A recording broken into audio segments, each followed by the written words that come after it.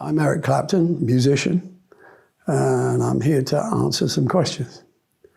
We could begin with Brexit, and which is what I felt about that is irrelevant. But what I noticed was that there was a lot of trickery going on politically, and I became seriously disenchanted and suspicious about the way the government was handling everything, and deceit. And I've got a good, well, I think I have got a good deceit, like a bullshit radar. And I just saw there's something wrong, and it's getting wronger all the time. And by the time the virus came along, it was clearly in chaos. And there were some really dodgy people that I thought were running the country. So when that started, I didn't really know, like any of us probably, what was going to happen next. But I did manage to see some, when the earliest part of the lockdown was going on, I saw some alternative data, which was sent to me on YouTube, a guy called Ivor Cummings, who was showing really what could be happening. And it was, I liked his delivery because it was slightly mocking, but it wasn't aggressive. It was just, this is more like it, So believe what you will kind of thing. And from that, I discovered some other people who were offering alternative solutions to what was going to happen, what was happening, what was going to happen. And they were the Barrington group. So I was, because Sunita Gupta was much more visible then, and the other guys were in America, I suppose, I watched her a lot and I listened, and I thought everything they said made absolute sense. So I went online, I signed on the petition and everything, and tried to follow that rhetoric as much as I could. And the more I got into that, the more I realized I was distancing myself, and that actually not only from the government, but from the rest of the public too. So whenever I spoke about the possibility of focus protection, which was different to her, because I think when they first talked about herd immunity, and they added on, I think it was Boris's early press conference, then we may lose some loved ones. And I think that's where it all fell through. And I think I think it wasn't more than 24 hours before they did the U-turn, because I think the public response must have been massive. But nevertheless, that's what I believe we were capable of as a society, and that's what we've always done. So I followed that path until they disappeared. And then I thought, well, who do I've got this, it's all intuitive for me. I don't really know what else to go on. I'm not really a scholar. I don't know anything about sociology, science. I'm a musician. So, but I did realize that I was setting out to do a world tour.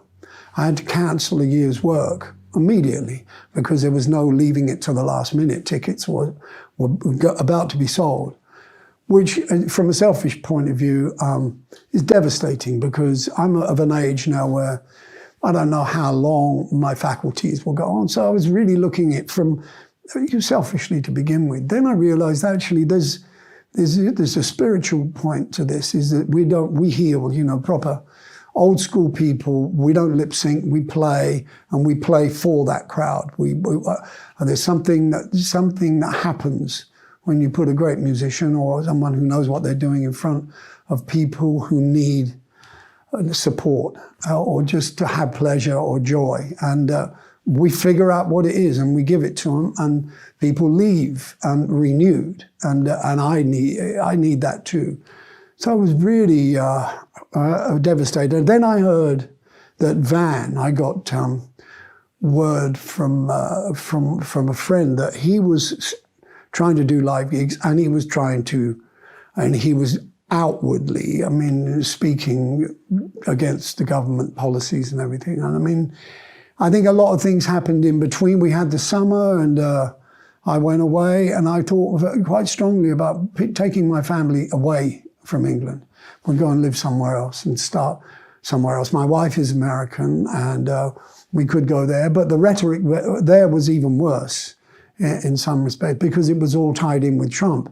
And the minute I began to say anything about the lockdown here and my concerns, I was labeled as a Trump supporter in America, and I got some pretty heavy feedback. When it came to the beginning of this year, and the Barrington guys were talking about the vaccine as being the deal breaker, and I thought, okay, I have a terrible fear of needles. I hate needles. I don't want to be, I don't even like blood samples, anything like that.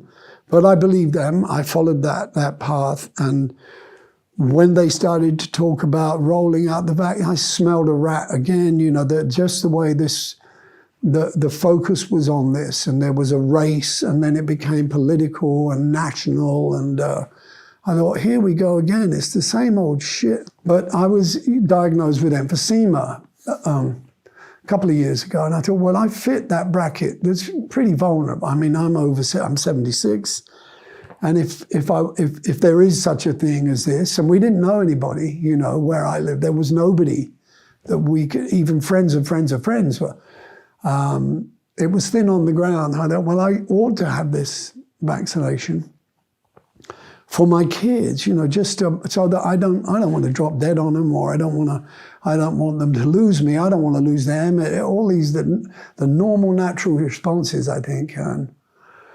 And then so I went and I got the notification you can come and get, and I was holding out for AstraZeneca because it came from Oxford. And so, I'm pretty naive about this stuff. And I thought, well, and also I'd heard that it was old school method of inoculation. And I went and had the jab, and I got a little green, like a library card, and I thought, that's what I'm going to show the people when I get on the plane. There's a lot of funny stuff about it. And within several hours, I was shaking like a leaf, and I went to bed early, and I couldn't get warm, and I thought, am I running a fever? I was boiling hot and sweating, and then I was cold, and I was out for the count for about a week, and I had been preparing for a project where I was going to be playing acoustic guitar with a couple of musicians, and we were going to film it. That week knocked me out. And I had to start again from scratch, and I was okay, but it didn't come off as well as I would like to. Because professionally, it was a huge setback, and it frightened the shit out of me because I didn't know how long it would last. I then started to find out more, and it was about that time that I ran into somebody. So I said, well, here's my number. We swapped numbers. He was on Telegram. So I contacted him, and he told me about a channel where I could find lots of information and a lot of support. And so I logged on to that. There's a chap called Robin Minotti who runs a channel, and it's for anybody that's concerned or is in my case, looking for support. For me, I'd felt so alone up until that point. I really couldn't talk to my family and my kids. My teenagers it seemed like they'd been brainwashed.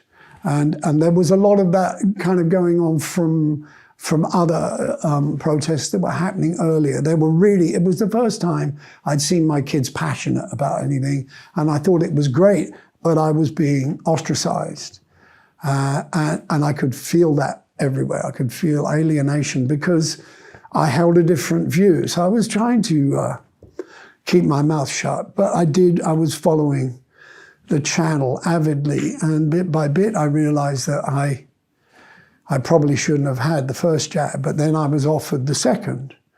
And I thought, well, what have I got? What's the point in, stopping now?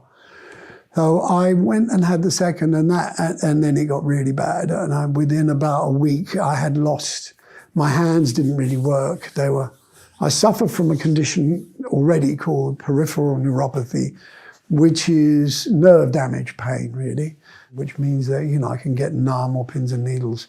When I had the second jab, that was, and they do say that condition, by the way, is progressive and it's incurable.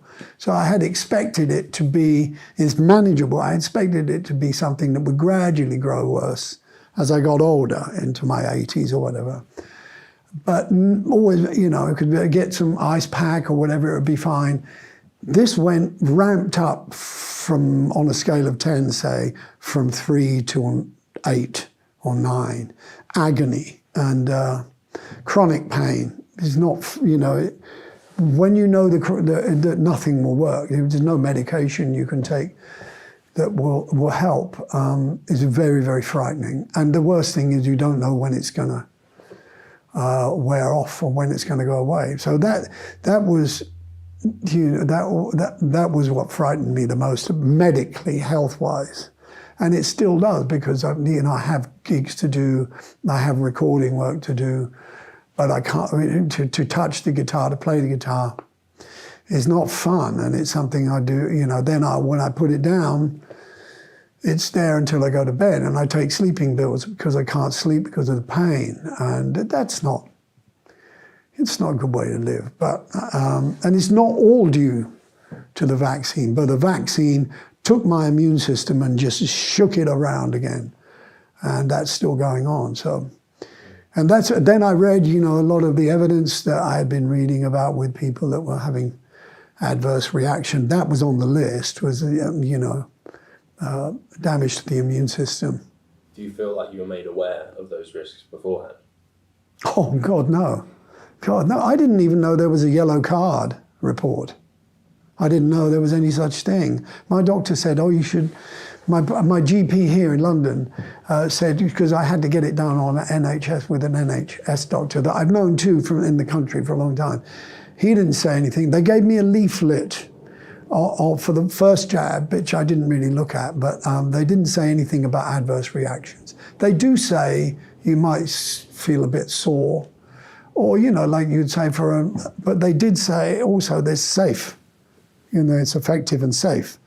And I called the NHS doctor after the second jab, and I said, I've been told there's a yellow card system where I can complain about after effects. He said, yes, they still go, because I told them about, and he said, well, I'll fill in the report and send it. I never saw a yellow card. I mean, that stays with the doctor, but I didn't, you know, that stuff was not made known. I lost the use of my hands for about 3 weeks. So I thought I was in real trouble. And that's about that point. I was invited by Robin Minotti to talk about it, because and it was easy to say yes, because I realized that I'm definitely, by then I realized I wasn't the only one that was suffering adverse reactions. And you know, I can't touch anything cold or hot. I have to use these. Otherwise, my hands will begin to burn, and they'll stay burnt all day. Whether or not I have gigs to do in the autumn, I know maybe vitamin D will help. There's not much else that does do anything other than being really careful. And that, you know, that's my experience from having had the second jab.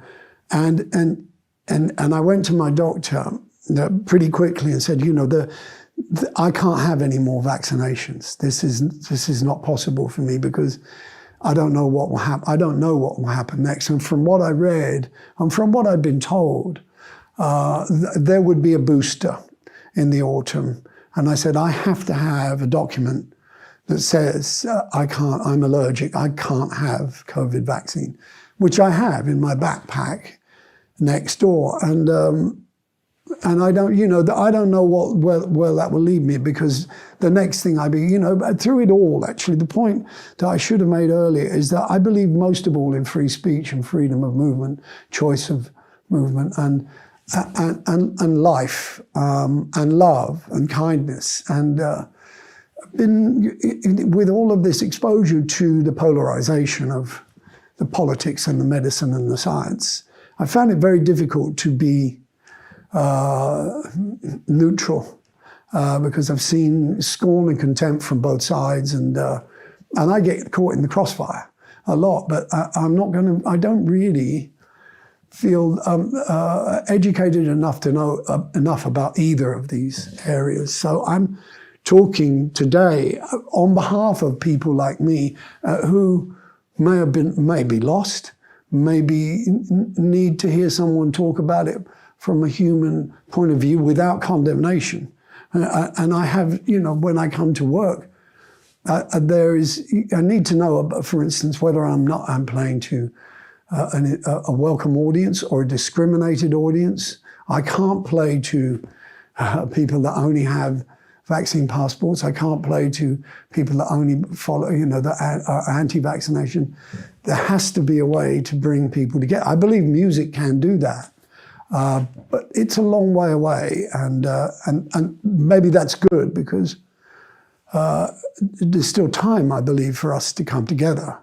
I still follow the teachings of the Oxford group, of the Barrington group, because I think they're good people. But I don't know how that will resolve with the movements the way they are. It's very polarized, and alienation doesn't work. It's not going to help. What happened with me and Van was he sent me some songs, and I recorded one called Stand and Deliver. When that came out in America, it came off his website, really. The flack I got, I didn't understand. And I was trying to say, well, this was against the UK government. I don't know what's going on now, but Van, he's going to plow right on. When I heard the next couple of things that he put out, I thought, my God, this man is fearless. And I would love to be fearless, but I'm not. I'm really, I've caught this anxiety syndrome. I have it bad, and I don't have it as bad as I had maybe 2 or 3 weeks ago when I was devoutly following the 6 o'clock and the 10 o'clock news or talk radio, or trying to find someone who's speaking a language that I can identify with.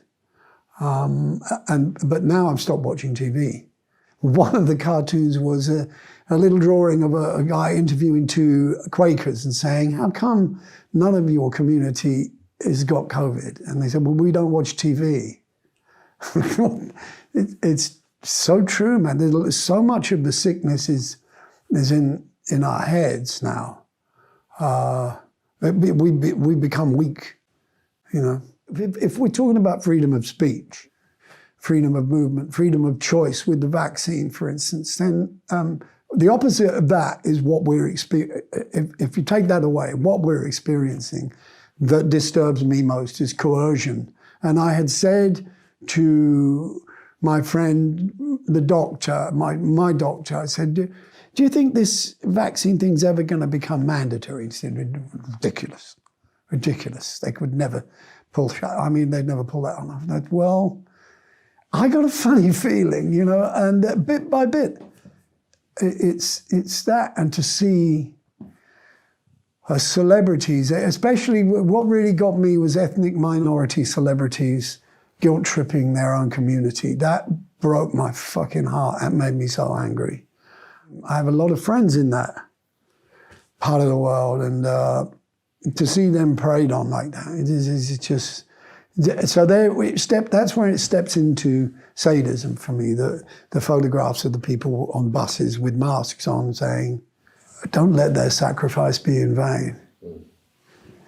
Phew, that's bad. It's very dark. It's very dark. It's victimization is what it is. I was reading 1984 all through this, and there's something he says. He says, how do you have full control over people? And he said, fear. He said, no, not fear. Suffering is how you get full control over people. And that's what it's come to. But it's psychological suffering, but it amounts to the same thing. And I experience it. When you get caught in the trap, well, can you believe what your heart tells you is right? Or is it going against the narrative? Can I talk about how I feel to my family? Man, doesn't get riskier than that. When I made that little statement, I was pleased to see that it went around without too much flack. I did get some flack from the people I least wanted to get flack from, but that fed, I get it. Does that bring me back to what do I do if I go to play for an audience? Do I say, I'm not playing to you lot, you've had the jab? And to be honest, and most of my audience will be comprised of 60-year-olds and older. And if those people haven't had I don't know how they will have held out. So that has to be something that is acknowledged, forgiven, whatever. I don't think it's like an act of betrayal. I was asked to do a private gig in the Caribbean after not playing for a long time, and I was in bad shape, recovering from the second jab. And I had to fill in this government questionnaire because I was going to work again. And at some point during this, I had my phone, and my assistant was showing me how to do it on my laptop. And on my phone, this app appeared, and it said, DigiID. And I thought, what the fuck? They can't do that. You can't make me buy an app, the government app, and I deleted it. But then I thought, now this is where it's going to stop. And that's what Van says. This is going to stop, and I agree. I agree it's got to stop. But where's it coming from? Why aren't more people fear? Speaking out. Fear. Of what? Reprisal. I've been around a long time, and the people that I would probably come to see me play will come to see me play. They've seen me play drunk, they've seen me play sober, they've seen me do irrational things, behave badly, and they come for another reason. So I'm quite secure. My fear is about what will they do to my children. My fear about vaccination is what will it do to my children. Part of the reason, maybe the biggest part of the reason why I'm talking here today with you, and that is, they may go ahead. There's no way I can stop them once they've turned 18. That's their choice. I think they see it as a short-term problem that they want to go to the Med or they want to go to another country. There's something to do. You just got to do that to get clearance. I don't think they, to talk to my daughters about they may not be able to have kids, they don't probably care. At that point in time of your life, it's not an issue. Oh, that's one of the risks I take by doing this is that, they're gonna look at me like, why don't you just keep your mouth shut, Dad? I tell you, the best bit about it for me is that I might be becoming a nuisance for those guys. I'd love to be an annoyance to some of them that sit around that table. That would give me tremendous satisfaction. But my greatest fear is what will happen to my kids. I don't want to lose their trust and love, The trick they got together with the propaganda was making it so that you're responsible for other people's lives. So I can be labeled a murderer, and people would really believe that. That's powerful. It's very clever. I don't know what it will take. I agree that there would be. I've tried to reach out to fellow musicians. Sometimes they don't. I just don't hear from them anymore. My phone doesn't ring very often. I don't get that many texts and emails anymore. It's quite noticeable, So you noticed that since you started speaking out? Yeah. Association. But then again, on the other hand, there are a lot of people on Robin's channel who've been incredibly kind and supportive, and they make me out to be a bit of a hero behind Mike and Van, mind you, well behind.